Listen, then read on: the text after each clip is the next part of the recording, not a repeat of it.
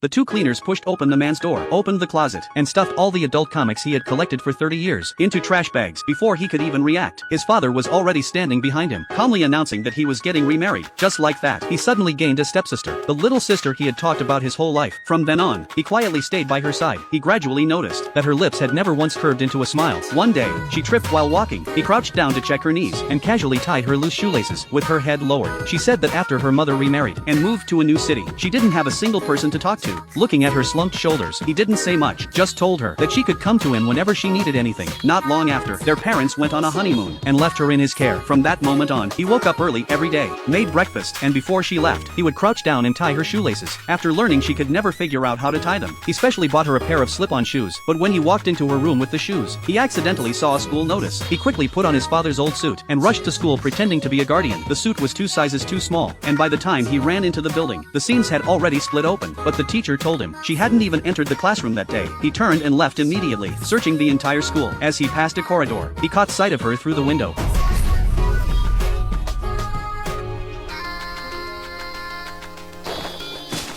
He rushed into the courtyard. Only a pair of shoes remained on the ground. He froze in place, bent down to pick them up, his fingers trembling slightly. Footsteps sounded behind him. She stood there, saying she had just fallen. Then she reached out and took the shoes. He instinctively tried to crouch down to help, but she had already lowered her head and tied the laces herself. From that day on, she seemed like a completely different person. But what he didn't know was, the sister following behind him had already been replaced by something unnatural.